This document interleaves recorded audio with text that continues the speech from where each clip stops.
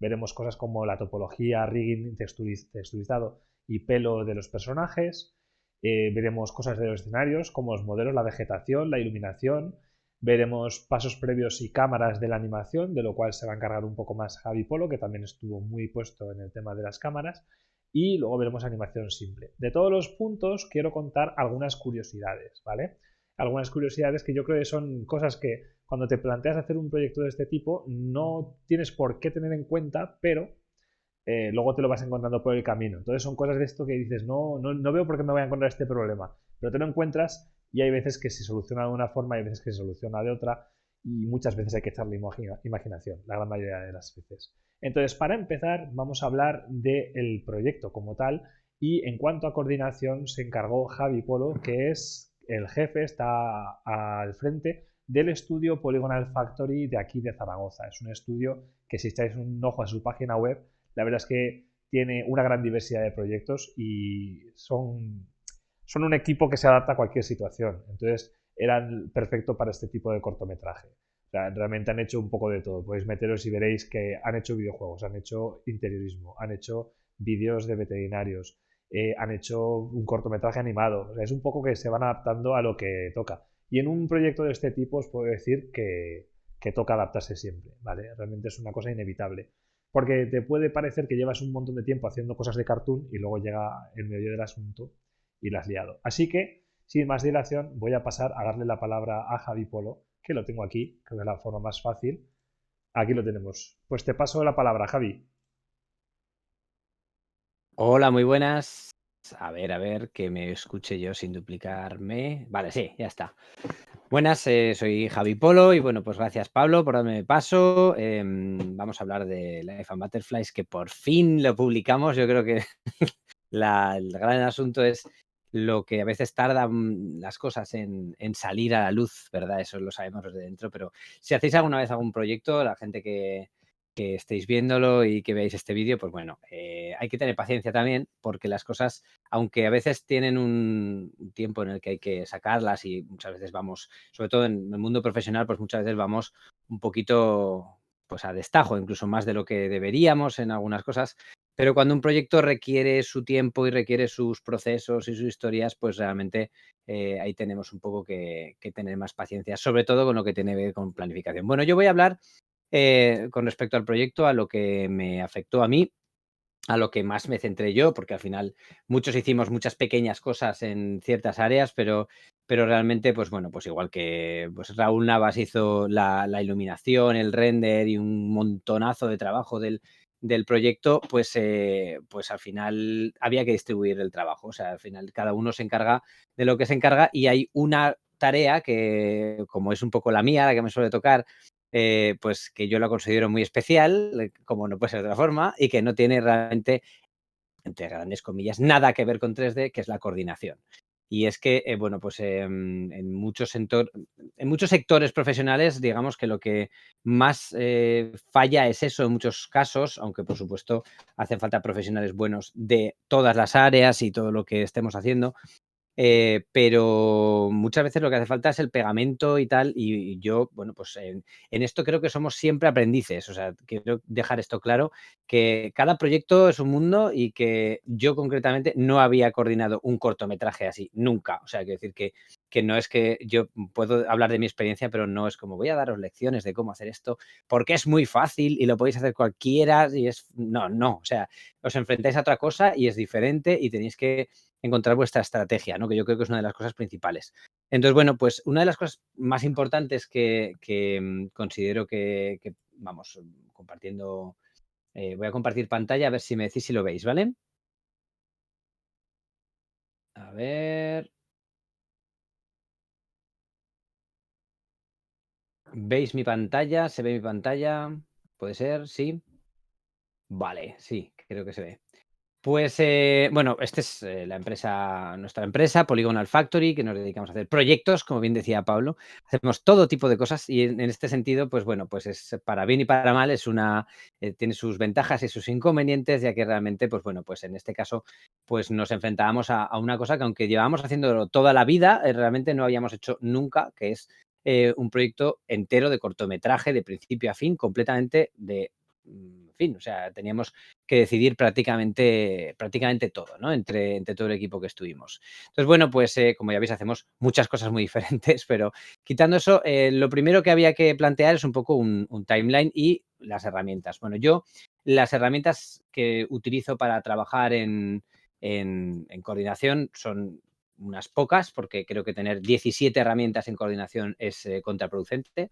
Aparte de las herramientas que cada persona tenga, digamos, de una manera personal, pues yo he utilizado siempre Trello.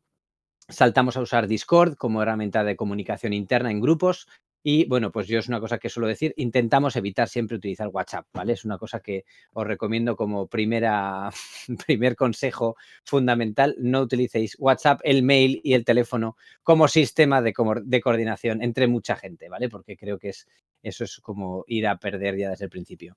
Trello es una herramienta muy buena porque aparte de ser gratuita en su uso básico y que realmente se puede utilizar realmente de forma básica, creo una cosa muy interesante es que realmente es fácil integrar a una persona que no tenga Trello en este sistema. Entonces eso es algo que lo hace muy fácil, ya que realmente pues yo siempre me encuentro en los proyectos que la gente no utiliza Trello. Y además es muy visual porque entras y cada tablero tiene un aspecto muy claro de qué va el proyecto y pues por ejemplo pues aquí estuvimos gestionando pues algunas de las escenas del story pues para un poco para ir mostrando qué es cómo tenía que ser, ya veis un poco, ¿no? Este tipo de cuestiones que así, una de las cosas principales, hablando de coordinación, es otra de las cosas que a mí me aporta Trello y es que podemos tener un chat en cada una de las conversaciones. Es decir, que podemos tener un chat específico de cada tema. Es decir, voy a hablar del árbol, pues como veis tenemos 25 mensajes, ¿vale? 25 preguntas, respuestas y comentarios sobre el árbol, ¿vale? Y de esa manera no se mezclan cuestiones, ¿vale? Claro, eso es algo, no podríamos abrir un grupo de WhatsApp para cada elemento, obviamente, para aislar temas, y esto es algo que nos aporta. Efectivamente, hay otros sistemas como Slack y tal, y yo soy también, vamos, bastante fan de estas cosas, pero yo quiero que veáis también esto como planteamiento, ¿vale? Algunas de las cosas ya no requerían tanto conversación, porque como veis hay muchas conversaciones aquí en el modelado, partículas, pintura, tal. Luego en animaciones y tal hubo muchos comentarios, pero luego había, digamos que en la última parte el equipo éramos más pequeños, ¿no? Y luego aparte había una parte de planificación que tiene que ver con los tiempos, ¿no? Que aunque veáis aquí mucho espacio antes y después, que luego, bueno, pues se materializaba como más o menos se podía. Pero una cosa que como todos los proyectos, las planificaciones siempre van a variar con el tiempo, ¿vale? Esto hay que tenerlo en cuenta. Hay que tener intervalos, hay que ponerse tolerancias para que las cosas no caigan exactamente. No, esto tiene que acabarse el día 3 de marzo. No, pero sí que hay que poner hitos. Y sí que yo os animo animo a todo el mundo, vamos, a que cuando se dedica a proyectos, porque hacer una cosa es relativamente fácil. Voy a hacer una escena, voy a hacer una cosa, un modelo, una historia. Vale, pero cuando tienes que hacer 751 interconectadas porque había 751 tarjetas aquí, interconectadas y además basadas un poco unas en otras y tal, o sea, es un lío, pues hay que poner una fecha. La entrega es aquí. Yo os voy a decir otra cosa que también hago muy a menudo, que es empezar el proyecto por el final en cuanto a planificación de fechas. Es decir, si yo quiero estrenar el no sé cuántos de abril o quiero entregarlo para tal festival o cualquier cosa, pues se empieza desde ahí y se va para atrás hasta el día de hoy, ¿no? Y entonces ya ves, por ejemplo, si te va a dar tiempo o no. Porque así eres menos, bueno, eres menos tolerante con tus propios problemas, ¿no? Bueno, ya lo haré más rápido. No. Normalmente, si empiezas desde el final hasta el principio, lo que vas viendo es que la parte final te va a llevar más tiempo de lo que tú crees, ¿no? Entonces, eso es un poco una de las claves que yo considero que hay que tener en cuenta. Y luego, aparte, tener en cuenta los tiempos de publicación, porque, bueno, ya tienes el corto, pero es que ya tienes el trabajo, ya tienes el videojuego, me da igual el proyecto, pero realmente hay que tener en cuenta que hay un proceso, ¿no? Bueno, nosotros, por ejemplo, hicimos la web 2 veces. Hicimos una web de introducción un poco para publicar en festivales, pero ahora ya, digamos, pues bueno, pues ya publicamos la web bien, con su contenido y tal. Y esto, incluso la web no es relevante, no es tremendamente importante en un proyecto como este, es decir, un cortometraje podría no tener web, ¿no? Pero bueno, pues redes sociales yo creo que ya no podríamos no tener, ¿no? Y al final es un poco tener un punto donde aglutinas todo y donde puedes enseñar las imágenes rápidamente, a una calidad correcta y tal. Bueno, pues este tipo de asuntos también tienes que preverlo porque igual de repente le metes un mes al proyecto entero sin darte ni cuenta, ¿vale?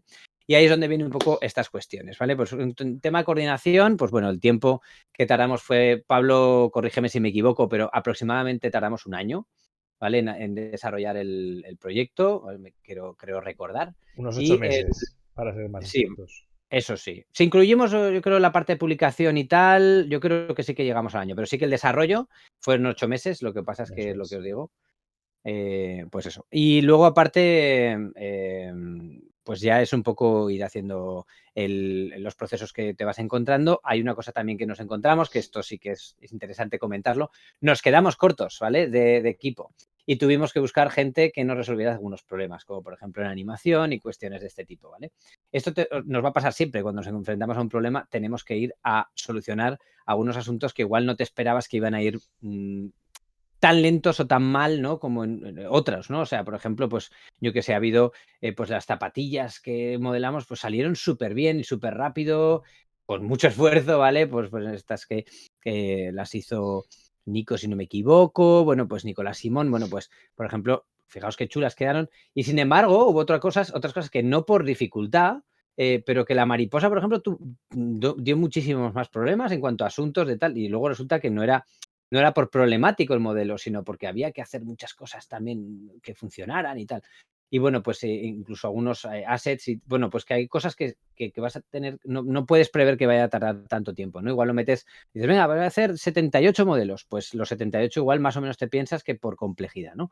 Pero que realmente hay cosas que te van a costar más. Entonces, tenlo en cuenta porque ya os digo que tuvimos que contar con gente de Portugal, tuvimos que contar con gente de Alemania, porque no encontrábamos gente que nos pudiera resolver con la inmediatez que requería el proyecto este asunto, ¿vale?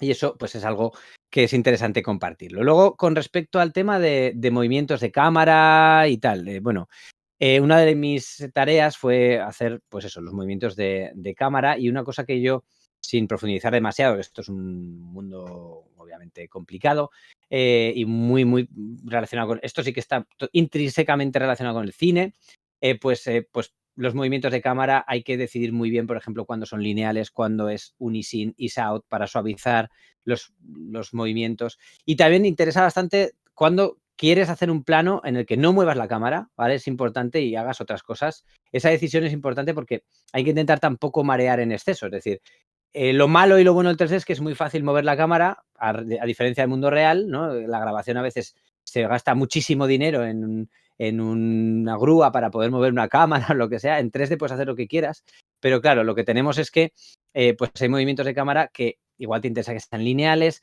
que sean tal, y a veces dices, no, que prefiero no mover la cámara en absoluto, ¿vale? Eso hay que tenerlo muy en cuenta porque además facilita muchas otras cuestiones de composición y tal, y puede encarecer mucho un proyecto, si lo valoramos económicamente, podría encarecer muchísimo el proyecto en este sentido, ¿vale? Así que tenedlo en cuenta porque todas estas cuestiones son muy relevantes en ese sentido. Como veis, pues algunos planos, pues decidimos, pues, ya os digo, cámara completamente fija, pudiéndola mover, y en otros casos, pues con suaves movimientos de cámara. También hay que tener en cuenta cuando estamos, pues eso, cuando estamos animando y cuando estamos preparando un poco todo, pues cuando quieres hacer que un movimiento de cámara sea realista, es decir, que te tiemble la mano como un cámara, ¿no?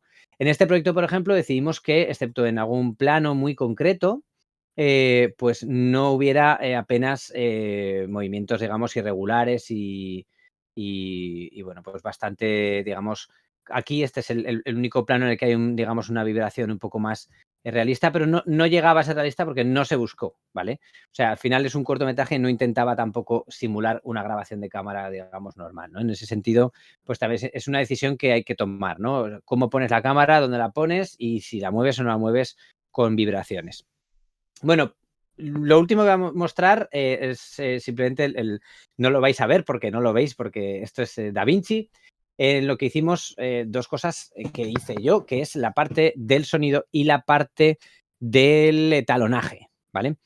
El sonido lo hicimos con Fairlight dentro del propio DaVinci, que es fue una solución muy buena para conseguir que todo esto, como veis, todo esto cuadre. ¿Qué pasa con el sonido? Pues una cosa que uno es que, claro, el 3D no incluye esto, ¿no? No lo piensas tan claramente. Igual en otros sistemas como Unreal y tal, ya todo viene como más integrado. Pero claro, es que cada paso del niño, cada paso de un personaje, cada movimiento, cada ambiente, hay que meterle un sonido. Entonces, claro, se crean una sucesión de capas que ya esto es una mezcla que yo, que me dedico a música y sonidos hace muchos años, esto ya es complejo, ¿vale? O sea, esto ya tiene un nivel de capas que hay canciones que no tienen, ¿vale? Tantas capas, ¿no?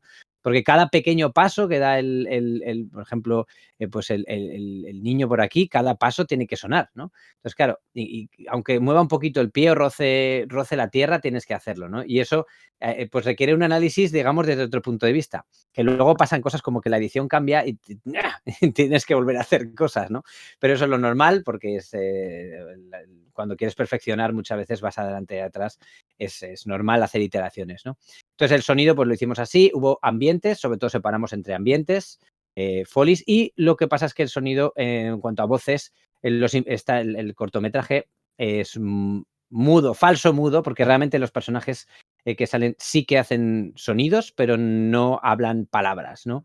Y de esa manera, pues también lo internacionalizábamos fácilmente. Bueno, es una cosa bastante obvia, pero eso nos provocó también un poquito tener que colocar la voz, poder colocar la voz en un plano secundario, ¿no? Normalmente, cuando pones la voz en un trabajo audiovisual, tienes que colocarla como si fuera el texto en un cartel. No puede nunca estar por debajo del ruido ambiente, por debajo de los efectos, porque entonces no se entendería, ¿no? En este caso nos podíamos permitir eso, ¿vale? Nos podíamos permitir porque al final los sonidos no eran verdaderamente relevantes para contar la historia, ¿no? Con lo cual, en este sentido, pues ya veis, por ejemplo, pues voces, pues bueno, pues tienen su volumen. Y luego, pues aquí como veis, tenemos un poco todos los volúmenes, pues ya veis que las voces, por ejemplo, las voces están altas, pero porque no había muchas, ¿vale? Pero muchas veces la mezcla habitual que veis aquí, pues requeriría, vamos, que las voces estuvieran más altas, más comprimidas y trabajadas de otra forma. Luego lo hicimos en estéreo, por cierto, no lo hicimos en 5.1, con lo cual esto simplificaba un poquito la cuestión. Pero en todo caso, en DaVinci, digamos que tienes más posibilidades para trabajar esto en un momento determinado si te arrepientes, ¿no? Y luego, pues por último, bueno, la edición era esta, que como veis, pues bueno, los clips aquí los veis todos en rojo, ya porque no están vinculados, como digo, como podéis comprobar. Pero luego, pues bueno, utilizamos DaVinci para hacer etalonaje, digamos, el ajuste de color, que es un tema que bueno, pues nos llevó bastante. Por cierto, los sonidos en este mundillo se llaman folies, los sonidos que hablábamos, para aclararlo, ¿vale? Normalmente es eso, como se llaman las pisadas y los efectos y tal, ¿vale? Pues eso es lo que hicimos. Y bueno, pues en el cortometraje uno de los temas principales era el nivel de saturación, que llevó debate y tal, porque bueno, porque además en ese año se estaba hablando también de películas de Pixar hipersaturadas que estaban publicando, entonces hubo comentarios, porque claro, se puede hacer más realista. La hipersaturación no es realista, entonces tienes que llevar tu trabajo a un terreno pues más cartoon o menos cartoon o más tal, pero también pasarte de saturación hace que sobre todo en ciertos medios, en proyecciones, que igual no tienen una extrema calidad, pues es que va a verse mal, ¿no? Entonces, realmente tienes que tener mucho cuidado y bueno, pues obviamente, pues aquí haces lo que puedes, pero teniendo siempre unos márgenes seguros de no pasarte en nada, ¿no? Aquí la luminosidad, digamos, no fue un problema porque, como veis, el corto es muy luminoso, ¿vale? No hay escenas oscuras, escenas excesivamente iluminadas, o sea que está todo bastante compensado, pero sí que, como veis, el azul del cielo es prácticamente, vamos, no es 100% saturación, ya os lo digo, pero se acerca en algún caso, ¿vale? Con lo cual realmente, pues bueno, tenemos una fuerza grande. Y en cuanto a lo que hicimos, en cuanto a saturación de color, intensidad y tal, hicimos 5 grupos de talonaje, es decir, que había 5 grupos según escenas. Por ejemplo, esta escena era especial. Esta escena tiene un tinte azul porque es de las que más lejos se ve todo, ¿vale? Y así dábamos un poco más sensación de profundidad. Pero en realidad la mayor parte de la escena no tenía, pues bueno, tenía, digamos, unos grupos en función de si se veía más de cerca, más de lejos, ¿vale? Poco más. Pero quitando eso, pues ya era la calidez que queríamos darle. No queríamos darle un exceso de calidez para no parecer que hacía mucho calor, tampoco, ¿vale? Pero obviamente, porque tampoco es que vayan sudando los personajes ni nada, pero sí que sí que nos interesaba, pues bueno, pues que no fuera tampoco precisamente frío tampoco, ¿no? El corto, tirando más a cálido, muy poquito, pero suficiente como para que quedara bien. En esto hay que tener en cuenta qué quieres transmitir, ¿vale? Los 5 grupos que hicimos y el máster, digamos que en el máster también tú metes, al final ya metes lo que quieres transmitir, ¿vale? En el talonaje final, ya por donde pasas todo, ¿vale? Pues ya dices, pues esto lo quiero pasar pues por un poquitito más de calidez, un poco más de saturación, incluso desaturas si trabajas como trabajamos nosotros con alto rango dinámico, por cierto, que lo quería decir, y de esa manera tienes muchísimo más margen de control. Este proyecto, os digo una cosa, hubiera quedado mal de color si no hubiéramos trabajado con el render en alto rango dinámico, eso lo tengo clarísimo, ¿vale? Necesitamos mucho más margen de color y cuando renderizamos si renderizamos en PNG, digamos, no hubiéramos tenido la capacidad de gestionar todas las cosas de color que había aquí y que había unas cuantas, ¿vale? Y pues bueno, pues ahí es donde viene un poco el valor de ciertos aspectos técnicos, que en ese sentido, pues de nuevo, pues cito a Raúl Navas, porque pues fue un poco el encargado de gestar un poco todo el proceso, ¿no? También de proceso de iluminación, composición y render para que luego los demás lo tengamos fácil, ¿vale? Que esto es un trabajo en equipo, ¿vale? Que sobre todo es muy importante decirlo, así que, pues bueno, pues con esto, ¿vale? En este sentido ya he hablado un poquito de mi parte, así que, bueno, pues lo dejo un poquito ya a Pablo para que siga. Muy bien, pues Javi, directamente como ya has hecho toda tu parte, voy a colgar la Sí, llamada para que no se me mezcle vale. Sí, con nada. precisamente es que pensábamos hacerlo un poco más así, pero sí que prefiero, sí. Sí, como has hecho ya todo, pues para no arriesgarme a sacarte de pronto sin querer, cierro Estupendo. Discord, ¿vale? Y Muy bien. continúo con lo demás. Muchas gracias, Javi. Vale. Gracias a ti, Pablo. Hasta luego. Vale, pues voy a cerrar Discord precisamente por eso, porque no me fío de mí mismo y soy capaz de, sin querer, que aparezca Javi por medio, ¿sabes? Y que no le haya colgado o que me oiga a mí el doble, yo qué sé, ese tipo de cosas. Antes de continuar, que realmente lo de Javi, la verdad es que a mí, como son temas que controlo yo poco, a mí me parece siempre súper interesante. Antes de continuar, estoy viendo que hay unos cuantos conectados en la transmisión. Deciros que esto no es una charla en plan nos soltamos el rollo, lo veis y ya está. Si queréis hacer algún comentario, si queréis hacer alguna pregunta, si queréis que os enseñemos alguna cosa en concreto que os llame la atención de un cortometraje, decidlo sin tapujos, en el chat. O sea, podéis escribir, podéis decir, pues me encanta cómo ha quedado eso, o eso te ha quedado fatal, y cómo has hecho eso, lo que queráis, ¿vale? De verdad.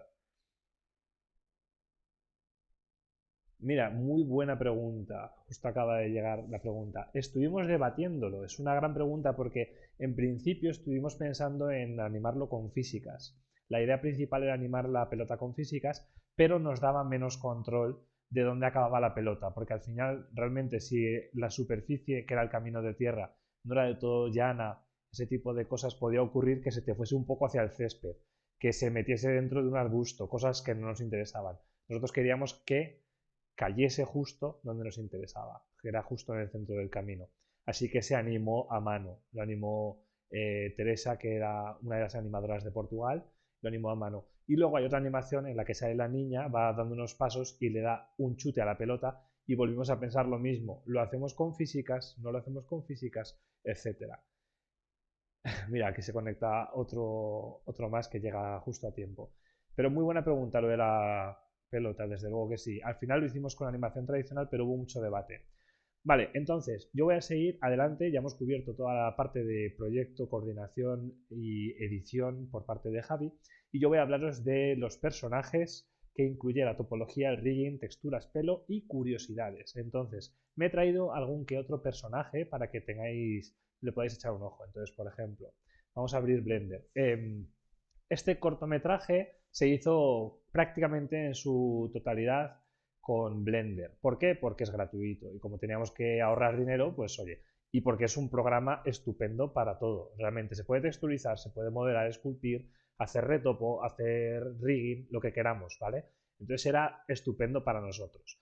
En cuanto a la topología, pues la topología realmente no me voy a poner yo a dar una masterclass tampoco, ¿no? Pero básicamente os tengo que decir que, vamos a echar un ojo que se va por aquí abajo, que son muy importantes los loops, ¿vale? Alrededor de los ojos, alrededor de la boca y alrededor de cualquier zona que se vaya a mover. Cualquier estudiante de 3D que haya empezado a hacer personajes, ya sabéis que básicamente un poco tu trabajo a la hora de modelar es simplificarle la vida al siguiente del proceso. Es decir, que ese siguiente va a ser el animador o el que va a hacer el rigging, cualquier persona realmente, incluso el texturizador. Cuantos más loops le puedas proporcionar, mejor. Le vas a simplificar la vida. Porque por los loops, pues puedes hacer bien los cortes de ASUVs para hacer las texturas correctamente, se va a animar correctamente, necesitas hacer, por ejemplo, muchos loops para los párpados porque se tienen que cerrar y tienen que estirar toda la piel, entre comillas, del personaje, ¿vale?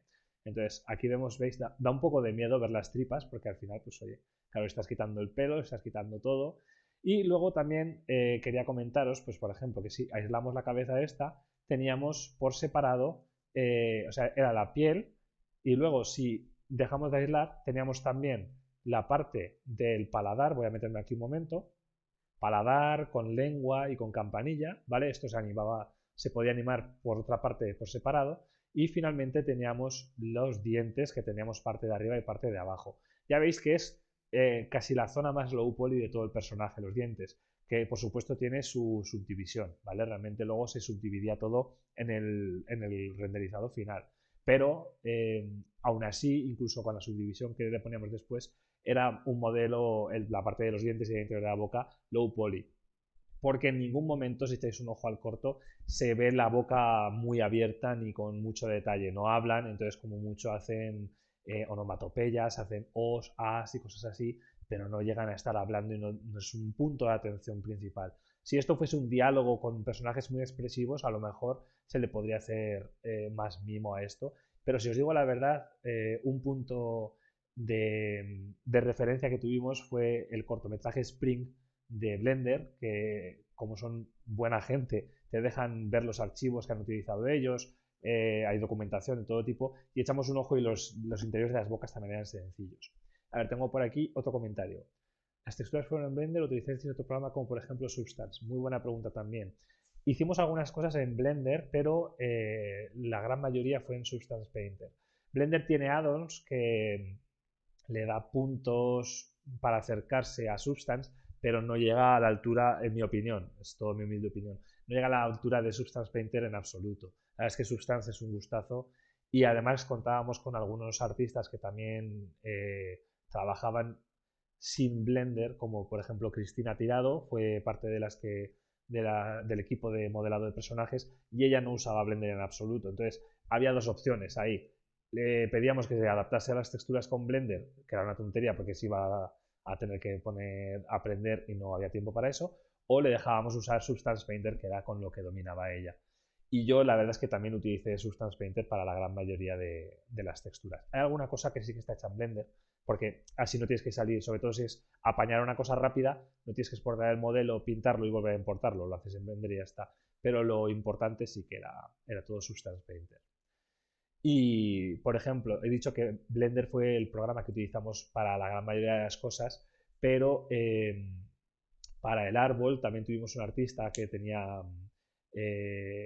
ZBrush y era mucho mejor esculpiendo con ZBrush y ahí, por ejemplo, también utilizó ZBrush en lugar de Blender para la escultura. Entonces, es que realmente hubo una amalgama de programas, ¿no?, que utilizamos. El núcleo principal fue Blender, pero claro, como colaborábamos con artistas que cada uno tenía su especialidad, pues no vas a coger a decirle a uno, no, tú esto escúlpelo con Blender o no lo hagas. Pues no, obviamente. Nos dijo, tengo licencia de ZBrush. Pues adelante, claro que sí.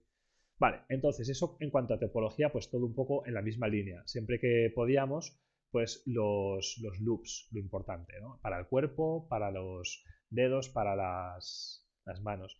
Con respecto a las texturas, intentamos simplificar también. Entonces, por ejemplo, este personaje tenía tirantes. Podíamos hacer un modelo de los tirantes, ponérselo por encima y arriesgarnos a que con el rigging en algún punto se le fuese, se metiese para adentro el tirante, cosa que ya ocurrió con uno de los personajes.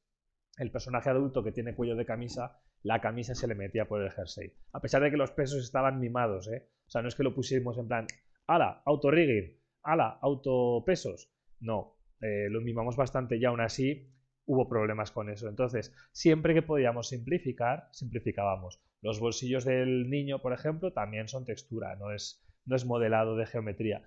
Porque, a ver, mejor si puedes hacerlo con geometría. Y desde luego, si te fueses a un estudio grande, por decir el más grande del mundo, así a bote pronto, Pixar, ni por asomo te ponen los tirantes con textura, pero ni de broma. A no ser que igual un personaje que se vea en horizonte y que no se le va a ver de cerca, ¿no? Pero no va a ocurrir. Sin embargo, nosotros pues teníamos que jugar con las limitaciones que teníamos y con el tiempo que teníamos. Entonces, otra cosa curiosa que os quería enseñar de los personajes, voy a poner aquí la imagen de los apartados que os quiero enseñar. Vale, os voy a enseñar primero rigging, de las texturas he hablado ya porque ya lo tenía abierto, pelo y luego os cuento una curiosidad con respecto al rigging también. Entonces, el rigging. Yo rigging es de lo que menos controlo, si os digo la pura verdad. Entonces, aprendí cosas en este cortometraje y me di cuenta de algunos problemas con los que no contaba yo.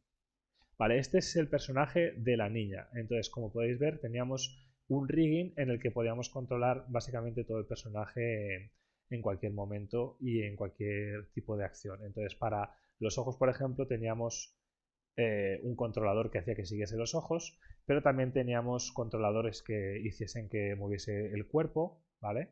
¿Lo veis? Aquí podemos hacer que mueva las caderas, la cabeza o incluso expresiones de la cara, ¿vale? Ahí lo tenemos. Podemos hacer cualquier tipo de expresión.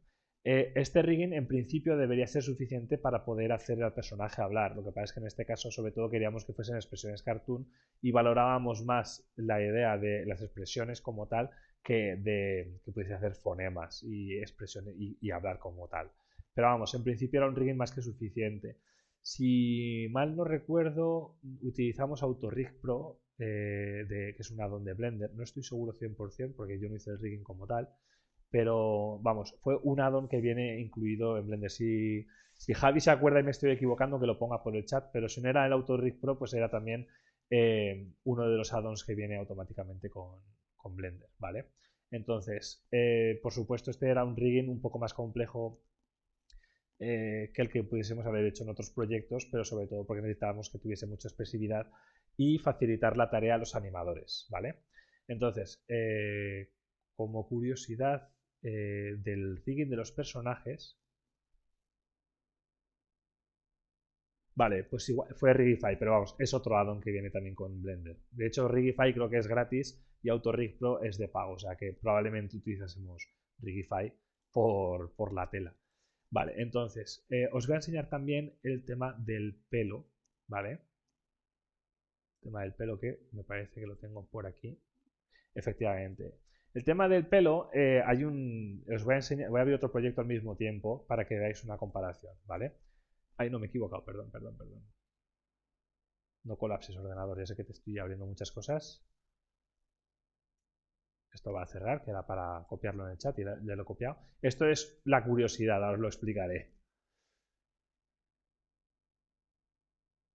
¿Dónde tengo esto? Aquí, vale. Este personaje que estoy abriendo ahora no es parte del cortometraje, es un personaje de otro proyecto en el que he trabajado yo, pero me viene muy bien para ejemplificar lo del pelo que os voy a contar, ¿vale? Vale, a la hora de hacer el pelo teníamos la opción de hacer un pelo más escultórico, como este que estáis viendo aquí, que veis que tiene parte esculpida en un sólido, que es la parte del núcleo central del pelo, digamos, y otro que son estas curvas de aquí, ¿vale? Que lo que puedo hacer yo es moverlo y hacerlo todo lo ancho o estrecho que yo quiera. Entonces, se puede hacer un pelo así y queda perfectamente bien y queda muy cartoon y muy bien, ¿vale? Pero nosotros queríamos que destacase mucho el pelo, que recordase a producciones grandes. Entonces, si te fijas en un largometraje de animación 3D, normalmente procuran hacer un pelo técnicamente realista, no sé cómo decirte. Se ve que es cartoon, está a medio camino, pero se ve cada pelo individualmente, como si lo hubiesen peinado como un peinado real, no parece escultórico. Entonces yo tomé la decisión de hacer el pelo real, entre comillas, lo cual es un follón, ¿vale? Entonces, la cuestión es que aquí vas dividiendo por distintos tipos de pelo. Este es el de la niña, que sería el más complejo. Entonces tenemos la parte principal, la zona central, en el que tenemos, yo le hice distintas zonas de largura y de dirección. Por ejemplo, el flequillo es más corto, estos pelos van hacia aquí, estos de aquí tienen que salir del centro hacia las coletas, porque es un peinado que va hacia las coletas, ¿vale? Entonces, no es coger simplemente un peinado y ponerlo hacia abajo y echarlo un poco hacia los lados, sino que tienes que estar haciendo cada área, pues vas haciendo distintas distribuciones de peinado ocultas con las que ya has acabado. Por ejemplo, yo hice el flequillo, oculté el flequillo y seguí con la parte lateral. Luego la de arriba, luego las patillas y le añadí un poquito de pelo justo aquí donde las coletas, a pesar de que hay una zona que es concretamente para las coletas, ¿vale? Las coletas son una geometría aparte, pues ahora mismo creo que está, igual está aquí oculto, no.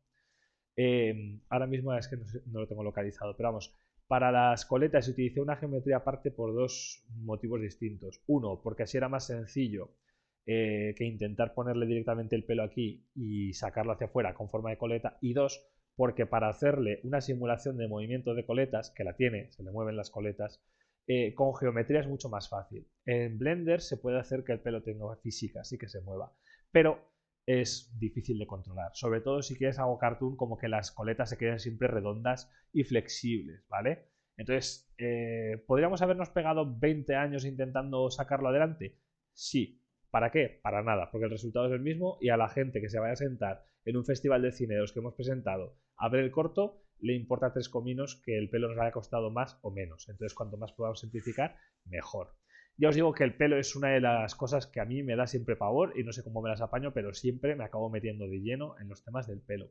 Tengo entendido que ahora en Blender de todas formas va a cambiar totalmente la forma de hacer el pelo y se va a hacer más con geometría, nodos de geometría y sólidos, un poco como lo de dividir por zonas. Entonces harán el flequillo, la parte central, la coleta, etcétera, etcétera. Pero no va a ser como antes, que simplemente sacabas el pelo hacia afuera y lo peinabas. Tengo entendido que eso está en vías de extinción. Y luego os cuento un par de curiosidades. Esto lo cierro, que ya no voy a utilizar. Y tengo aquí este personaje que lo voy a volver a utilizar porque lo del ojo me va muy bien para explicaros. Entonces, esto de aquí.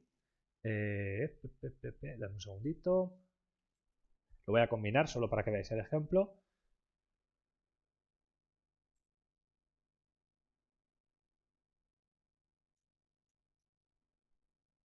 No me va a dejar.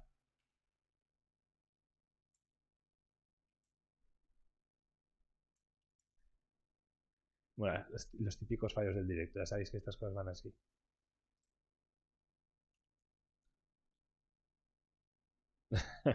Antes, os juro por lo más sagrado que antes he probado a utilizar los ojos y me ha dejado perfectamente. Pero ahora, por algún motivo, no. Ahora sí que he podido. Vale, ya está.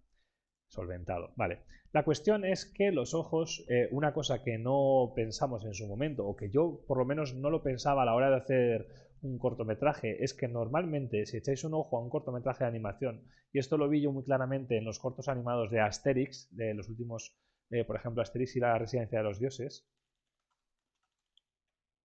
A ver si, espero que no me salte copyright por enseñar una imagen de estas. Espero. Vale, esta de aquí. Los ojos no son redondos en realidad, no son una esfera, que es lo que es nuestro ojo. Nuestro ojo son esferas, pero aquí hacen, entre comillas, trampas. Si esto fuese una esfera, saldría totalmente del límite de la cara. Y eso es una cosa que al principio yo no pensé. Es una de las cosas con las que nos ayudó uno de los animadores de Alemania que se llamaba Helmut, y la verdad es que nos dio algunas claves. Entonces, para eso lo que hay que hacer es un látiz, porque si no, un ojo esférico es esto. Esto es un ojo esférico. Entonces tú lo puedes rotar, lo puedes meter un poco, puedes hacer lo que te dé la gana. Nunca te va a quedar exactamente como lo ves en las películas. Y yo al principio pensaba, pues ¿por qué, tío? Si el ojo es esférico, ¿y por qué no me está saliendo igual? Y es porque eso, va un látiz deformándolo para que se quede plano. ¿Lo veis? Entonces yo puedo seguir rotando. Esto sigue siendo una esfera para Blender. Esto es una esfera. Pero tiene un látiz que la fuerza a quedarse siempre en la misma zona. Entonces, yo lo puedo rotar, ¿lo veis? Puedo rotarlo perfectamente y no hay ningún problema. Lo puedo rotar en cualquier dirección. Aquí tengo la herramienta de rotación para que lo veáis, ¿vale? Y funciona perfectamente. Parece que está metiéndose, está metido dentro de la cara y sin problema. Pero técnicamente no es una esfera, ¿lo veis? Aquí lo podemos ver, vamos a aislarlo un momento. Y entonces lo deforma siempre con el látiz. Si yo lo desactivo, pues teníamos la esfera tradicional. ¿Lo veis? Pero no, no es una buena forma de trabajar. El corto hubiese dado algún susto que otro. Vale, y como última curiosidad os cuento, os enseño un susto con el que me encontré. De pronto, esto es el adolescente. Voy a abrir, estamos abriendo los archivos, abro el archivo y me encuentro con esto. Y digo, le han poseído. ¿Qué ha pasado exactamente aquí? Fijaos, las piernas son súper largas, tiene los brazos como si fuese un pajarico recién salido del huevo, los ojos están como si le hubiese picado una abeja, el pelo está gigante y yo estaba de esto, que además es en las últimas fases del corto, vas con el tiempo, porque teníamos fechas de entrega, vas con el tiempo justo, ya has solventado un montón de problemas y se supone que está todo bien hecho, has visto los previos y está todo bien y de repente te encuentras esto y dices, pero ¿qué ha pasado aquí? Y es que resulta que uno de los animadores, que cada maestrillo tiene su librillo, para algunas animaciones escalaba los huesos de los personajes. Eso no se puede hacer nunca. Por lo visto, yo tampoco lo sabía, porque ya os digo, no me dedico al rigging. Bueno, yo tenía ciertas nociones, pero no sabía que podía ser tan catastrófico, ¿no? Y entonces, en los personajes que había animado él, había escalado algunas cosas, a él le funcionaba en su escena, pero luego lo juntábamos con el resto del corto y se volvía loco todo, se volvía loco todo. Sí, aplicar, pero por lo que nos dijo Helmut, ni siquiera aplicando, o sea, porque teníamos, claro, la escena base tenía como una referencia del tamaño de los huesos y luego de pronto se contradecía con el tamaño que había escalado este hombre. Entonces, no sé, fue un desastre, tuvo que intervenir otra persona fuera de... O sea, ya había acabado su trabajo, lo tuvimos que recontratar para que pudiese volver a su posición original los huesos. Un desastre. Yo tuve casi pesadillas con esto y con el pelo del niño que también daba terror y al final lo pudimos arreglar. Vale, entonces, eso con respecto a los personajes, ya veis, topología, rigging, texturas y curiosidades como os iba comentando. Vale, entonces en cuanto a los escenarios, claro, aquí venía un tema importante y es que el escenario, la historia no tiene una amiga muy trascendente, que decía, al fin y al cabo, el escenario podrías decir que es lo de menos, no tiene no se involucra tanto con la historia como tal. O sea, lo hablábamos de hecho al principio cuando estábamos haciendo el corto, que podría ser un escenario low poly y mientras el mensaje se entendiese era lo importante, pero claro, nosotros queríamos hacerlo bien. A cargo del escenario estaba Raúl Navas, que la verdad es que se puso a tope con todo y nos costó mucho dar un poco con la clave, pero sobre todo pues porque caía sobre sus hombros, tenía que contar con alumnos de prácticas que la vez que lo hicieron estupendo, pero había muchas cosas que hacer. Entonces, una cosa que aprendimos también gracias a Helmut de Alemania es que los escenarios en un corto tan grande, cuando tienes un montón de escenas y demás, hay que intentar hacer link de todo. No lo metes todo en una escena y duplicas la escena 1000 veces, en plan, para la escena 5.1, 5.6, sino que tú tienes una única escena núcleo que tiene links a otras escenas. Entonces, si echáis un ojo, aquí tengo una imagen. Estas son todas las escenas. Bueno, esto es un recorte de las escenas que teníamos. Estos serían los planos que íbamos haciendo. Entonces, tenemos 1.1, 1.2 y así seguíamos con todo esto. Algunas veces teníamos un previo para echar un ojo a ver cómo había quedado y si lo probábamos seguíamos adelante. A veces teníamos la misma escena pero con un plano fijo o un plano con movimiento de cámara como ha explicado Javi.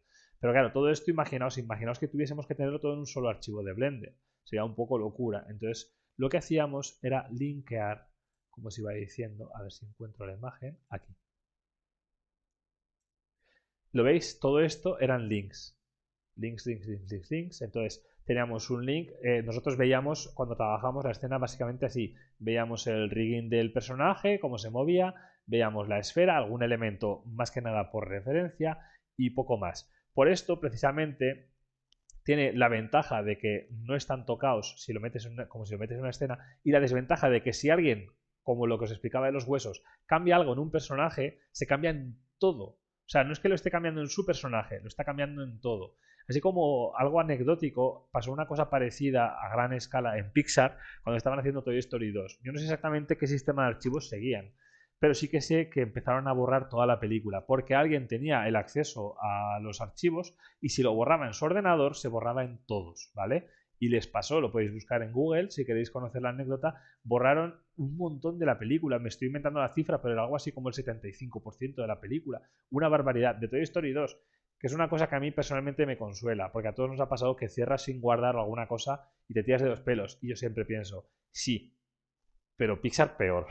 Y Pixar me parece que es como el top del top. Entonces, si ellos pueden meter la pata, yo también puedo. Pero eso, la cuestión era que si me cambiabas algo, la ventaja de esto también era que tú le podías mandar, por ejemplo, teníamos un problema con una textura del árbol, no hacía falta volver a importar el árbol, simplemente tú le pasabas ese archivo a la persona responsable, cambiaba lo que fuese, y en cuanto sustituías en tu carpeta, en la escena principal ya estaba todo cambiado. Sí, efectivamente, como dicen por aquí, puff, porque pues eso, tiene sus ventajas, pero también puede ser un follón. Vale, seguimos adelante con el tema de la escena. Otro tema interesante es en cuanto a la escena, a ver que no me quiero saltar nada, un segundito, tengo aquí mi imagen principal. Vale, sí, la vegetación. Entonces, para eso os voy a enseñar un par de cosas. Por ejemplo, el árbol principal, que es el que utilizamos en la web, que es el que utilizamos en la gran mayoría de las escenas principales del corto, era un árbol un poco diferente. Queríamos que fuese más artístico, más enrevesado, etcétera, etcétera. El tema es que también, si veis el corto, hay un plano en el que salen las hormigas desde cerca en la corteza caminando. Claro, para ese tipo de plano necesitamos que las texturas tengan bastante detalle. Necesitamos un displacement que haga el relieve de las cortezas. Necesitamos que todo se vea de cerca con la calidad suficiente. Pero si de repente luego tenemos un plano que está con el personaje principal de frente y el árbol de fondo borroso, es una tontería malgastar recursos teniendo un árbol de súper detalle. Entonces lo que hizo Raúl Navas, que es lo que se suele utilizar en este tipo de situaciones, es crear 3 tipos de árboles. Teníamos el árbol A, el árbol B y el árbol C. Este creo que era el A, ¿vale? Entonces este me parece que era el que se podía ver desde cerca. Y luego teníamos, pues eso, distintos niveles. El árbol B si el plano era medio y el árbol C si el plano era general y se veía de lejos, ¿vale?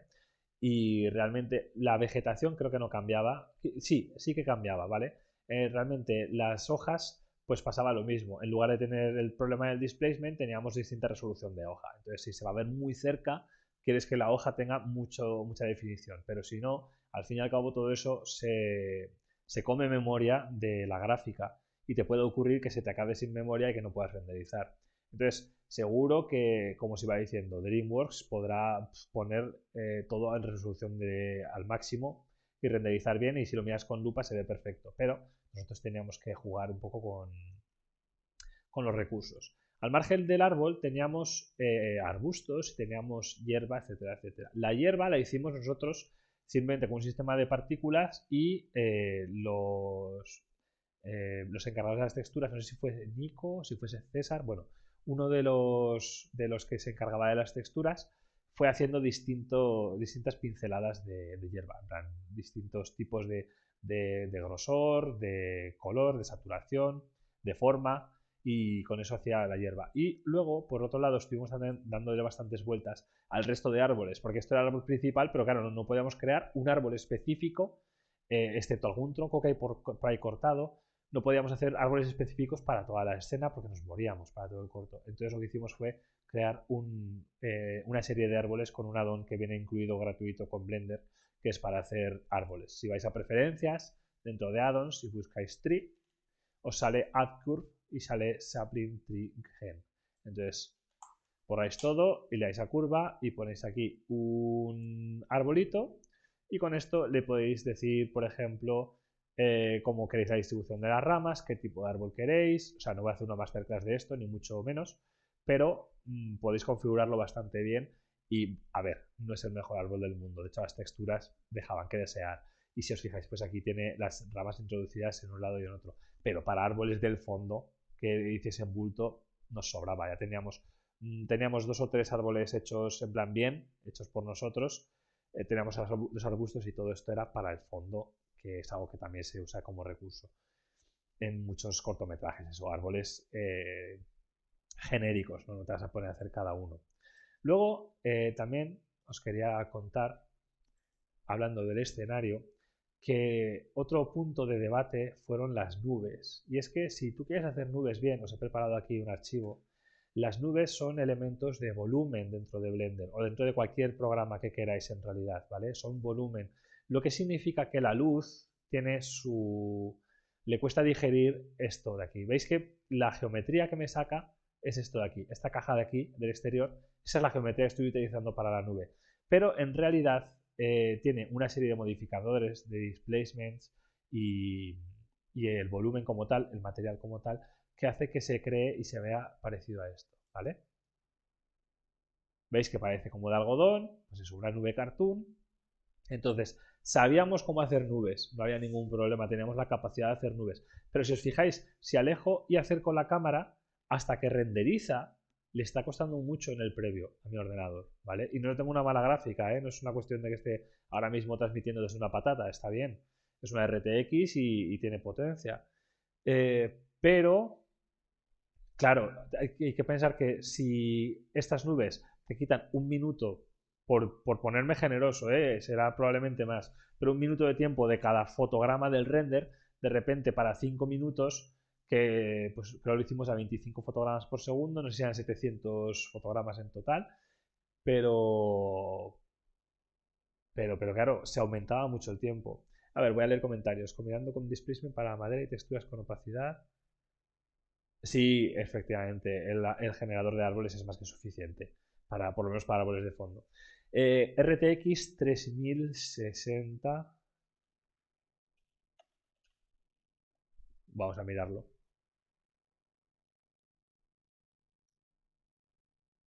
Ya que estoy aquí. RTX 3060 es la que tengo. O sea, no es el tope de gama, pero vamos, es una gráfica decente para trabajar. Vale, que conste que no renderizamos con este ordenador, ni mucho menos, ¿eh? Eso es, ahí está. Javi Polo habla porque ellos tienen en el estudio un ordenador con mucha más potencia que utilizamos para renderizar y da igual, o sea, aunque tengas una RTX con mucha potencia, lo hará más rápido que la mía, pero lo hará más lento que un fotograma sin las nubes. O sea, en cualquier caso ralentiza, sea como sea, ¿vale? Vale, pues eso. Entonces, ¿qué decidimos hacer? Pues decidimos hacer un conjunto de nubes como estas, pero las pintamos, entre comillas, en un cielo e hicimos nuestro propio HDRI. Entonces teníamos el cielo con las nubes como estas de aquí, pero no se movían, eran estáticas y no hacía ninguna falta. Y entonces el tener un HDRI en lugar de nubes simuladas nos ahorraba mucho tiempo de render y la verdad es que fue una cosa que investigamos mucho tiempo, ¿eh? En plan, ¿y si las hacemos con planos y las hacemos? Y le dimos 1000 vueltas a ver cuál era la opción más fácil y más factible. Y desde luego era mucho mejor la solución que acabamos cogiendo de hacer un HDRI. Porque con nubes de volumen, ya veis, esto a mí no me ha costado nada hacerlo, ¿eh? Lo he preparado antes en un momento, no me ha costado nada. Es una tontería de render. Pues lo que cuesta no es hacer las nubes y darles forma, lo que cuesta es ponerte a renderizar. Y eso también hay que pensarlo. Y por último, como curiosidad de escenario, os quería contar también otro tema de simulación. Voy a acelerar un poco. Vale, el agua. Le dimos también 50.000 vueltas. Hicimos pruebas de simulación. Pusimos líquido con MantaFlow, si no recuerdo mal, que era lo último que había salido en Blender, por aquel entonces acababa de salir. Pusimos MantaFlow con agua recorriendo las piedras y se metía por las piedras, hacía todo tipo de cosas. ¿Qué pasa? Que también hacía coste de render. Teníamos que calcular primero la simulación, teníamos que, a veces salía mal, porque ya sabéis que esas cosas como son simulaciones puede salir mal de muchas formas, tardaba más en renderizar, entonces finalmente lo que acabamos haciendo con el agua fue poner unas piedras de fondo, ¿vale? Además eran simples, podíamos hacerlo todo lo largo que quisiéramos. Le quisimos dar un tinte azul porque era cartoon, entonces queríamos que reflejase un poco el cielo y que se viese azul, pues tipo agua de dibujo. Y lo que hicimos finalmente es ponerle un normal map con animación. Entonces sí que las olas se van moviendo, tienen su animación, pero no es una simulación de agua como tal. Es algo que harían, por ejemplo, en un videojuego. En un videojuego no se van a poner casi nunca a intentar hacer cosas tipo simulación de fluidos, siempre harán algún tipo de truco. Y desde luego, si es para agua en movimiento en un río o cosas así, pues eso, un normal map y ya está. Y para lo nuestro, vamos, sobraba. El sonido, porque se ha oído esto de aquí, vale, pues le quito el sonido aquí. Ahora no deberíais oírlo. Ah, pues sí. Ah, no, ya está, ya está. Ahora en principio no se debería oír cuando lo ponga. Vale, Pues lo dicho, eso es lo que nos pasaba con respecto al escenario. Vale, entonces, otro tema interesante, la iluminación. Como ha dicho Javi Polo, la iluminación se encargaba, estaba de responsable también Raúl Navas. Hicimos un primer render en el que utilizábamos el sol, un sol que habíamos puesto que encajase bien con, queríamos que fuese pues como una especie de escena de mediodía, primaveral, y teníamos un problema con ese sol, y es que nos gustaban mucho las sombras duras que se creaban en el escenario. Podéis verlo en cualquier parte, a ver si puede ver la escena un poco más por aquí, eso es. Pero en los personajes también se creaban esas mismas sombras duras, lo cual para este tipo de cortos no nos encajaba en absoluto. Si os fijáis en cortometrajes de animación, no se suele utilizar una sombra dura porque le estás dando un dramatismo al personaje o incluso un terror al personaje, que eso es muy fácil caer en el terror. O sea, de lo mono a lo terrorífico hay una vuelta de tuerca, ¿eh? Te lo puedes hacer en un momento. Entonces nos pasaba un poco eso. El primer render que hicimos, el pelo estaba sin acabar, los ojos tenían un brillo de muñeco, porque si os fijáis en realidad los brillos de los ojos solo tienen un punto en concreto, no reflejan todo. A ver si lo puedo ver en algún sitio de frente. Ahí se le puede ver, ¿vale? Solo tienen un punto de reflexión, no reflejan todo lo que tienen alrededor. Ahí se veía mejor, ahí está, ¿vale?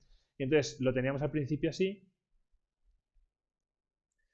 y era terrorífico. Y con las sombras lo que hicimos fue que teníamos dos iluminaciones distintas. Había un render del fondo, o sea, el ordenador renderizaba en dos planos, en una composición que hizo Raúl Navas también.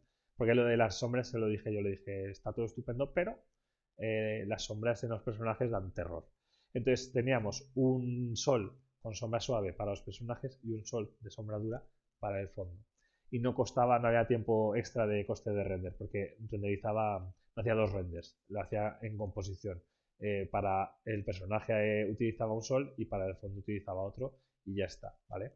Entonces eso también nos ocurrió, que es una cosa que no cuentas, tú piensas, bueno, pues el sol es el sol y ya está, ¿no? No, te puede ocurrir que los personajes se vean fatal o que no encaje el fondo, porque claro, lo primero que dijimos fue, vale, pues ponemos sombras suaves. Y entonces en el escenario parecía que estaba todo encapotado, porque la sombra suave es típica de que haya nubes, que esté a punto de llover, y era la impresión que daba. Entonces tuvimos que hacer esa pequeña trampa para los personajes y el fondo.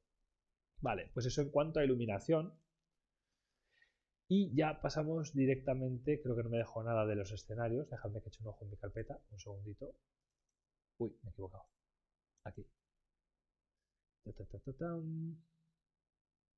Vale, sí, pasamos directamente a la animación. Entonces, los pasos previos, como os ha explicado Javi Polo, es que teníamos pues un storyboard, ¿no? Entonces esto lo íbamos discutiendo mucho, sobre todo, o sea, hubo muchos cambios en el guión y el guión técnico antes de pasar a la animación como tal.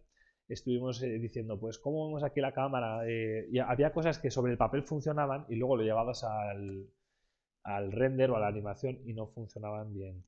Decías, ostras, claro, en el papel suena bien, pero luego lo llevas a un movimiento de cámara y no acaba de encajar. Por ejemplo, queríamos que el personaje de la nieta y el abuelo estuviesen los dos juntos y nosotros sabíamos que eran un abuelo y una nieta, pero el público no tenía por qué saberlo. Entonces quisimos hacer en ese sentido un movimiento de cámara, no tenía que haber cerrado el corto, para que se viese en la mochila que estaban los dos juntos, que eran abuelo y nieta. Espero que se haya guardado lo de silenciar, sí.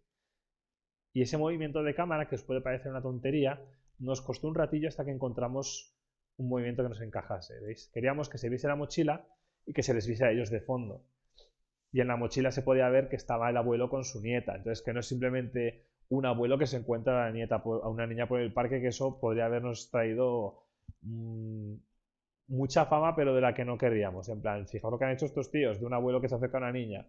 Vale, entonces, que sí, que realmente es un poco de sentido común que tienen que tener algún tipo de relación, pero hay que dejárselo al público bien claro, ¿vale? Entonces, queríamos que la mochila se viese aquí bien clara. Eso es, de tierno a creepy en segundos, como dice Javi, efectivamente.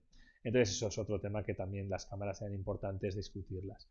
Antes de ponernos a hacer el corto como tal, teníamos una animática. Sobre todo, esta animática era porque teníamos que presentar lo que llevábamos hecho a una de las ayudas del gobierno de Aragón. Entonces nos decían, aunque esté a medias, necesitamos ver algo. Entonces la primera animática realmente era muy sencillota.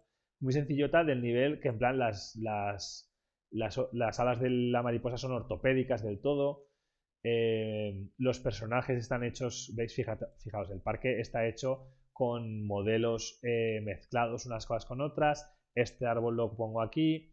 En plan que tuviésemos algunos conceptos claros y que pudiésemos enseñar el agua, por ejemplo, olvídate de simulación, pusimos una textura moviéndose así y eso ya se interpreta que es agua. En fin, cosas muy rápidas y los personajes más de lo mismo. Veis aquí, por ejemplo, cambiamos algunas cosas, como podéis ver, de la animática a la animación final, pues decidimos hacerlo de las hormigas moviéndose en lugar de las hojas del árbol saliendo por el viento. Eso se cambió totalmente. Lo de la flor sí que se mantuvo, pero era otro tipo de flor. Eso es, la animática tiene que ser rápida. Mira, aquí sí que salen las hormigas. No sé si aquí en esta animática sí, ¿veis? Los personajes también son mucho más sencillos que lo que se vio después. El pelo totalmente de low poly y las animaciones las utilizamos con Mixamo, o sea, no te vas a poner a animar. Nosotros cogimos animaciones que encajasen bien y ya está. Y es una animática en la que eso, te tienes que hacer una idea de lo que funciona y lo que no, pero no hace falta que lo tengas todo controlado ni que se vea bonito. No está pensada para que se vea bonito. Es precisamente para decir, oye, esto no funciona, esto así, esto así. Es muy largo el trozo de... Por ejemplo, aquí decidimos que toda la escena, todas las escenas de enseñar el entorno ocupaban demasiado tiempo, casi un tercio de todo el corto. Eso no tiene ningún sentido. Lo que hay que intentar reflejar es a los personajes. Entonces, pues para esto sirve una animática. Después de tener la animática, teníamos la animación de los animadores. Entonces, aquí podéis ver el cortometraje con algunas animaciones ya hechas con los modelos finales. Entonces aquí sí que podéis ver, por ejemplo, el personaje, aquí parece Kaiju, porque no tenía todavía el pelo. Lo veis que lo fuimos sustituyendo. Y estas animaciones eran las que nos pasaban los animadores para revisar qué es lo que había que cambiar. Por supuesto no le dices, oye, pásame un render con la iluminación y todo guay. No tiene ningún sentido. Entonces era todo en escala de grises o con alguna textura puesta si hacía falta. Pero vamos, muy sencillo todo. Ni brillos ni nada. Era más que nada que teníamos que entender cómo funcionaba esto, ¿vale? Cómo se veía y hacer cambios en el momento. Aquí sí que podéis ver que, por ejemplo, el shader del ojo, de que los brillos, o sea, los brillos siempre seguían a la cámara realmente, ¿vale? Así no había una reflexión del entorno como tal, sino que queríamos un punto de brillo siempre en el ojo presente, pero vimos que lo de el ojo de muñeca nos pasaba con mucha frecuencia si le poníamos un cristal sin más. Es otra cosa que tampoco piensas, dices, pues un ojo brilla y ya está. No, a lo mejor no, a lo mejor te puede quedar muy mal.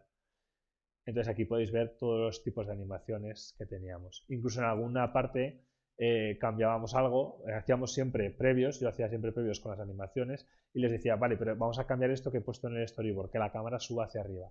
Y entonces Javi, por ejemplo, si tenía que encargar alguna cosa de animación de cámara, pues animaba la cámara en ese momento hacia arriba, lo que tocase, vaya, íbamos haciendo los cambios, lo que hiciese falta en cada caso. ¿Veis? Aquí, por ejemplo, ni siquiera tiene la refracción puesta en los cristales. Aquí parece que lleva gafas de sol, es un John Lennon casi, ¿vale? ¿Veis aquí? ¿Veis la geometría de las coletas? Las coletas originales eran mucho más pequeñas porque si son más grandes, luego con el pelo son enormes, ¿vale? Entonces tiene que ser una geometría que pueda tener el movimiento, pero con el pelo después que haga más bulto. ¿Cuánto tomó hacer el corto? Esa también es muy buena pregunta. Como dice Javi, fueron 8 meses desde que empezamos a hacer el guión, los storyboards y todo lo previo, la preproducción, hasta la postproducción incluida con edición y demás. Fueron 8 meses sin parar, o sea, no fueron 8 meses de ahora hago esto, para un poco, fueron 8 meses de curro. Luego efectivamente, luego hemos tenido que hacer la web, hemos estado haciendo recorrido por festivales. De hecho, esto se desarrolló en 2021, pero no lo hemos llevado al público hasta ahora porque estábamos haciendo recorrido de festivales. Y había algún festival, por ejemplo, que requería que se estrenase en su festival. No podías estrenarlo o te descalificaban. Entonces, no podíamos saber si íbamos a ganar o perder, eso es imposible de saber. Pero automáticamente era descalificación si lo estrenábamos. Pero sí, fueron unos 8 meses y, para ser totalmente transparentes, el coste total del corto fueron alrededor de 20.000 euros. Un poquito menos, pero fue bastante dinero. Es que un corto de este tipo, 5 minutos, que puede parecer una tontería, en realidad lleva mucho entre la animación, el render, los modelos, el desarrollo de todo el concepto. Es mucho, mucho trabajo. Y eso pasa mucho, lo he dicho en alguna charla ya. Cuando estás empezando y quieres hacer tu primer proyecto, sueñas con hacer, qué sé yo, un videojuego enorme, una película de 1 hora, y luego cuando haces un tipo de proyecto como este, te das cuenta de que 5 minutos puede ser muy laborioso. Hay que mencionar que estuvimos 8 meses, pero también es verdad que todos teníamos también nuestro trabajo, es decir, no pudimos estar todo el equipo 8 horas cada día. Había veces que algún departamento trabajaba más, había veces que una persona tenía que meterse más caña en estas cosas. Tuvimos algún retraso porque con lo de las ayudas nos echaron atrás alguna cosa y hubo que repetir, pero son cosas que también hay que tener en cuenta. De hecho, una cosa que dijo Javi Polo al inicio del proyecto y que yo lo tuve presente es que hay que contar con al menos un 30% de error, que es verdad. O sea, no puedes pensar que va a salir todo bien a la primera y de hecho casi garantizado que va a salir mal a la primera, ¿vale? Y que habrá que repetir cosas. Entonces eso, esto fue el tema de la animación. Aquí veis que aún faltaban cosas, con lo cual cogíamos planos del story y listo, así hasta que acabamos ya con todas las animaciones. Hubo muchos cambios, ¿eh? O sea, realmente aquí veis las escenas casi acabadas, pero hubo que repetir cosas. Por ejemplo, una cosa muy tonta, hablando de curiosidades de animación. A ver si está por aquí. A ver si se ve el bote de la pelota. Aquí. Ahí está. Vale. Como os comentaba al principio, que habéis preguntado en el chat, el bote de la pelota se hizo manualmente. Entonces tú ves aquí el bote de la pelota y dices, vale, me encaja.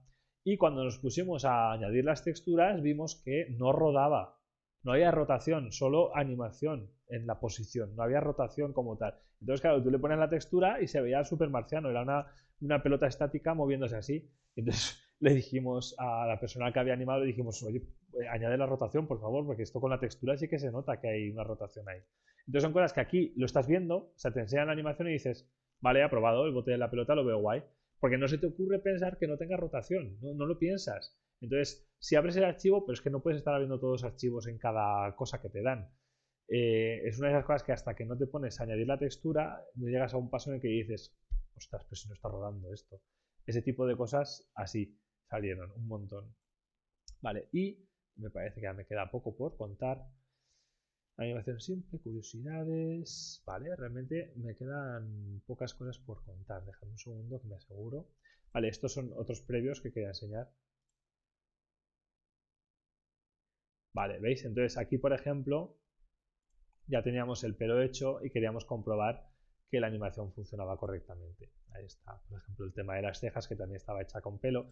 Pues es una cosa que en la animación te puede funcionar bien, pero luego le añades pelo y el pelo se te puede volver loco, que también ocurrió. Y como curiosidad final, que me parece que no me estoy dejando ninguna más, tuvimos a última hora un problema inesperado y fue el que más tiempo me consumió a mí de todos los problemas que hubo. Y es una cosa que a simple vista la gente no se suele dar cuenta. Y es que, voy a ponerlo en el personaje más claro, las pestañas de los personajes no funcionaban. No se quedaban unidas a los ojos. Luego voy a contar otra curiosidad de personajes, ¿vale? Y ya será la última. No se quedaban. Entonces, seguro que habría alguna forma de solucionarlo, pero nos pusimos a investigar y no había forma de sacarlo. No sabíamos qué es lo que pasaba, porque no se movían, no podíamos ponérselas bien, no seguían el párpado, se deformaban, en fin, un horror. Y yo además quería que fuesen unas pestañas como muy cartoon, ¿vale? Finitas aquí en los bordes, un poquito de que se saliesen hacia los lados para la niña, para darle una diferenciación con el niño, y no funcionaban. Entonces, ¿cuál fue la solución? Entre comillas, pues a fuerza bruta. Me exporté, porque esta parte de las pestañas la solucioné yo. Exporté las coordenadas de los lados de los ojos, o sea, la parte interior y la parte exterior, y en After Effects importé las coordenadas de la cámara de Blender y de las pestañas como tal, de esos puntos, esos vértices que le había marcado el modelo. Entonces en After Effects, que tiene un apartado tridimensional, me sabía decir dónde estaban esos puntos. A esos puntos yo le uní un spline vectorial de las pestañas que hice yo Y cada vez que el personaje parpadeaba, a ver si parpadea en algún momento, lo animaba yo a mano. O sea, la posición sí que me la animaba, pero cada vez que parpadea, y parpadean una barbaridad, eso es una cosa que no te das cuenta cuando lo ves, yo le cerraba el spline, se lo volvía a abrir y se lo ponía en su posición. Eso para cada fotograma de cada personaje, os aseguro que fue un rollo patatero. O sea, fue morirse del asco. Pero era eso, dejarlo sin pestañas, que me lo dijeron, en plan, oye, y si lo dejas sin pestañas, pero es que, por ejemplo, el personaje de la niña, que son los más infantiles, es que es mucho mejor con pestañas, muchísimo más, ¿vale? Con las pestañas que sin las pestañas. Entonces, pues hubo que armarse de paciencia y me acuerdo que además ya teníamos muy poco tiempo, era en plan que quedaban 2 días y fue cuando salió este problema y me pegué una noche de curro haciendo las pestañas de las narices.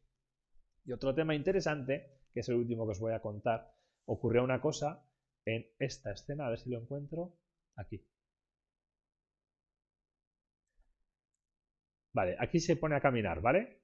Sin más, no tiene más misterio. De pronto nos ponemos a renderizar, ¿vale? Haciendo pruebas de renderizado y cuando está caminando el personaje del adulto, el ojo se le sale de la cabeza, se va. Y nosotros flipando. Estábamos alucinando, de verdad. En plan, ¿y esto qué pasa? Nos ponemos a mirar el rigging. No, el rigging está bien. Nos ponemos a mirar el modelo a ver si tiene algún modificador. Y todo estaba correcto. O sea, es que lo revisamos todo. Además decíamos, pues si con el resto de personajes hemos seguido todos los pasos y está todo bien, se lo mandamos el rigging al encargado del rigging en plan, oye, nos pasa esto con tu personaje, todos los demás funcionan, pero si puedes echarle un ojo a ver si se te ocurre alguna cosa, tampoco, se quedaba loco, no sabía qué pasaba. Exactamente, a veces toca hacerlo a mano. Total, que Raúl, que era el que estaba encargado del render, yo le dije, oye, ¿no tendrá esto que ver? Porque me puse a hacer pruebas y una vez, de pura casualidad, el ojo funcionaba. Y le dije, oye, ha funcionado cuando he desactivado el motion blur, o sea, el desenfoque de movimiento. Y Raúl, que es fiel a las cosas, si hago esto bien, tiene que salir bien. O sea, a lo técnico, digamos, a lo que está calculado matemáticamente, no nos explica. Él era contrario, decía, no puede ser eso, es imposible. ¿Cómo va a ser motion blur? Y aún, a día de hoy no sabemos aún por qué, pero sí, era al activar el desenfoque de movimiento. Bueno, creo que Raúl sí que llegó a una conclusión de que había un desajuste de velocidad del ojo con la cámara o no sé qué, pero la cuestión es que el desenfoque de movimiento de la cámara hacía que el ojo, ¡paf!, se saliese de la cara. Alucinante. O sea, es que ni en 1000 años me pensaba yo que fuese a ocurrir esto. ¿Qué hicimos entonces? Esa escena la renderizamos sin desenfoque de movimiento y es el único trocito del corto en el que el desenfoque de movimiento está hecho en postproducción con After Effects. ¿Vale? Este desenfoque de movimiento, esto es con After Effects. Es el único. Yo pensé, a ver, en la gran mayoría de los desenfoques, por ejemplo, se ve muy claramente en la zapatilla del adolescente. A ver si lo puedo ver. Aquí. Todos estos desenfoques son desenfoques de cámara reales, entre comillas. Es decir, está dentro del propio Blender, está calculando la velocidad del personaje y hace un desenfoque. Y eso, en realidad, si te pones a analizarlo técnicamente, nunca se va a ver igual si lo haces en postproducción, porque postproducción coge píxeles sin importarle si son de luz o si son de un personaje o de una superficie y los emborrona y se acabó la historia. Entonces, si tú te pones a mirarlo, por ejemplo, en esta toma, hicimos la prueba en After Effects y no quedaba bien, que no, se notaba un poco falso. No creo que nadie en el cine se pusiese a decir, fíjate, pero si eso es falso. Pero queríamos también enseñarlo pues, a estudios de 3D y poder enseñarlo técnicamente, que también era un trabajo bien hecho técnicamente, ¿no? Entonces queríamos que el desenfoque estuviese correcto. Pero para la pequeña escenita esa en la que os comento que se salía el ojo, pues se quita el desenfoque, que nos quedaba poco tiempo. Además, le añadimos un desenfoque en postproducción con After Effects y a merendar. Y se acabó la historia. Así que, bueno, creo que no me he dejado nada en el tintero. Realmente hubo muchas cosas que se podría hablar aquí durante horas de cómo hicimos esto, cómo hicimos aquello, pero estas son las anécdotas así principales que me vienen a la cabeza y creo que he enseñado cosas interesantes. ¿Sería mejor entrar como diseñador o como editor de vídeos? Eso no entiendo muy bien la pregunta o el comentario. La música es muy importante y tuvimos la suerte de contar con José Prieto, que es un compositor que trabaja en largometrajes y que es muy bueno y además fue muy amable, nos hizo un precio muy considerado, muy por debajo de lo que cobra él. Estaba siempre trabajando al día, no sé cómo decirte, que le pedías una cosa y al día siguiente ya se había puesto a ello, a pesar de que tenía la agenda apretada. Súper bien. Tanto los sonidos que se encargó Javi como la música son importantes y la verdad es que tuvimos suerte de poder contar con él porque hizo muy buen trabajo en poco tiempo, que eso es de agradecer, la verdad. Pues sí, efectivamente, me uno a la recomendación de Javi. Y el comentario de Takiri Cube, que espero haber dicho bien tu nick, eh, vale, quería trabajar en proyectos similares. ¿Qué me recomendarías para entrar a una empresa de animación? Si es una empresa de animación 3D, yo te recomiendo que te pongas a tope. Por cierto, agradeceros a todos los que habéis venido en la asistencia al vídeo, os lo agradezco mucho. Y como recomendación, la verdad es que animadores hay menos que modeladores, por ejemplo. Entonces es una buena vía para trabajar. Si es animación 3D a lo que te quieres dedicar, yo te recomiendo que le metas mucho curro a la animación como tal. Normalmente si te metes en un estudio de animación va a haber alguien encargado del rigging. Lo que pasa es que eso es una cosa que tú no te puedes permitir. No puedes decir, pues paso del rigging y ya está. Yo te recomiendo que hagas un rigging adecuado para tus personajes y que te curres un portfolio con animaciones muy diversas. Entonces, ya ahí depende un poco de gustos. Si tú, por ejemplo, prefieres hacer animaciones más realistas, de personajes realistas, haz tu reel completamente de personajes realistas. Si la quieres hacer, si quieres algo más cartoon, yo te recomiendo que te enfoques a lo cartoon y tu reel la hagas de distintos tipos de personajes con distintos tipos de animaciones, pero de una misma temática. Hay quien te dirá que no, hay quien dirá, intenta ser versátil, hacer un poco de todo. Yo tuve una profesora de escultura que se llama Maddie Scott Spencer, que era muy buena, bueno, es muy buena, y ella decía, por ejemplo, que a ella también le decían, eh, métete también en el texturizado y en el render, no sé qué, y ella solo quería hacer escultura, le decían, no te va a contratar nadie. Lo que hizo ella fue trabajar siempre en escultura hasta convertirse en una muy buena escultora, y entonces le cogen solo para escultura, pero porque ella es de lo mejor que hay. Entonces, si lo que te gusta a ti es la animación, yo te recomiendo eso, que trabajes siempre en la animación. Me imagino que es algo que habrás estudiado ya de sobra, pero la cuestión es que la animación no es solo mover los personajes en los fotogramas adecuados, también tienes que seguir los 12 principios de animación y tienes que hacer las cosas con cabeza. Entonces tiene que haber un movimiento previo antes de la acción principal, acciones secundarias, entonces todo eso yo te recomiendo que practiques mucho hasta que te salga totalmente fluido y que sigas el ejemplo de grandes estudios que hacen animaciones muy buenas y cualquier pequeña animación pues puedes ver el currazo que lleva en realidad. Que eso, si estás en ello, ya me imagino que vamos, que lo sabrás de sobra.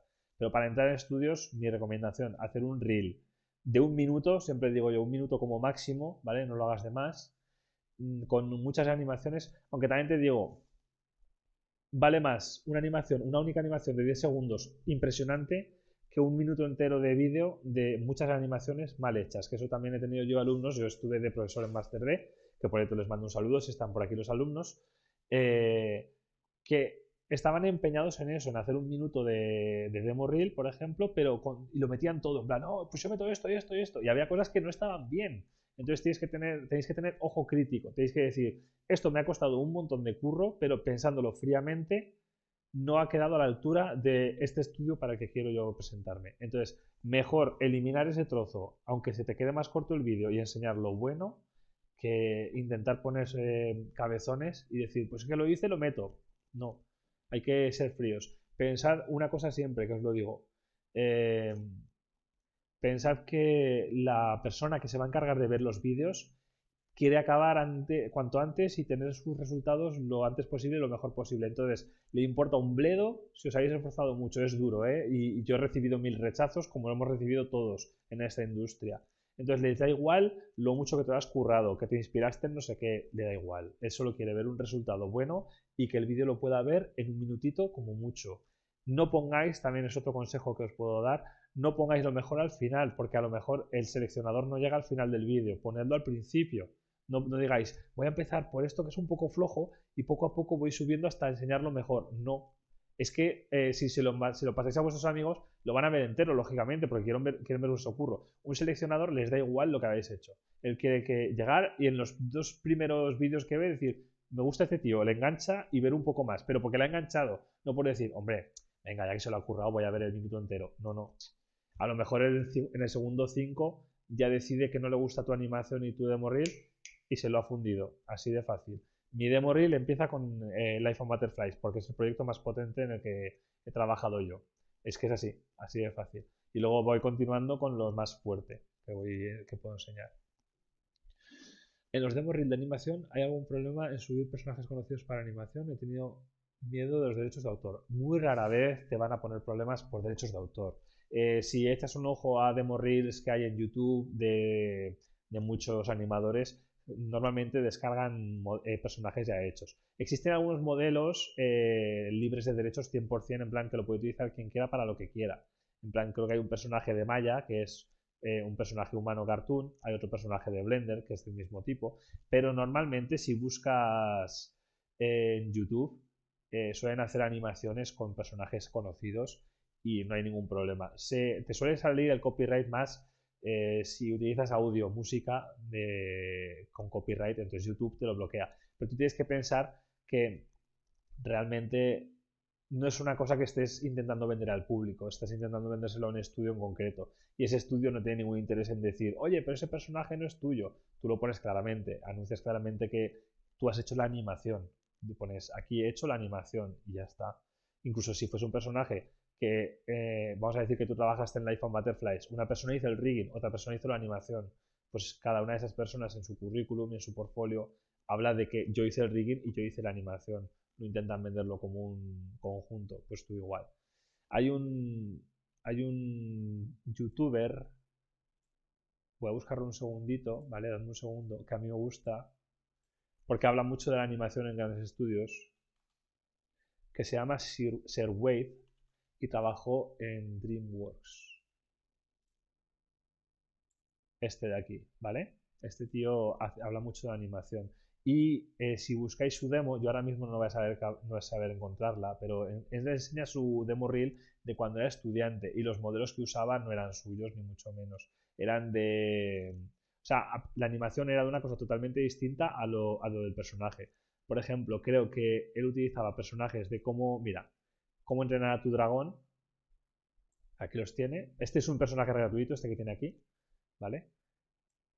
Y estos personajes que utiliza aquí, si mal no recuerdo, no estoy seguro, ¿eh? Pero me parece que el diálogo que tenía aquí no tenía nada que ver con la película como tal. Era simplemente un diálogo y utilizaba este personaje. Hace mucho que lo vi, a lo mejor me estoy equivocando, ¿eh? Pero eso, que no debería tener mucho problema, sobre todo para algo como tu reel de acabar de terminar los estudios, ¿no? O sea, cuando lleves un tiempo trabajando y hayas podido practicar en esos estudios a los que quieres acceder, ahí ya tendrás recursos de algo en lo que has trabajado como tal y eso sí tienes que preguntar también, tienes que decir, oye, quiero utilizar esto, te tienen que decir sí o no, porque puede ocurrir que haya acuerdos de confidencialidad y te puedes meter en un problema, pero tu reel de estudiante no debería ser muy problemática, la verdad. Yo os recomiendo, es un fastidio, pero la gente se toma más en serio Vimeo que YouTube. Por lo menos fuera de España, un portfolio en vídeo lo ven más claramente en Vimeo que en YouTube. Es una tontería. Problema que es de pago. Entonces yo, por ejemplo, yo sí pago mi Vimeo para mi demo reel. Pero vamos, con YouTube, por lo menos para los primeros trabajos, debería serviros. Y ya está. ¿Alguna pregunta más? ¿Alguien quiere comentar alguna cosa más? Voy a dar unos segunditos por si alguien tiene algo más que decir o comentar. Me parece que ha ido bastante bien la transmisión, que era una cosa que a mí me daba miedo. Vale, pues como veo que no hay más comentarios, deciros que estoy muy contento de que haya venido mucha gente, porque la verdad es que no pensaba que fuese a venir tanta gente y me alegro un montón de poder contar estas cosillas. Efectivamente. Pues me alegro mucho de haberte podido motivar, de verdad, la verdad.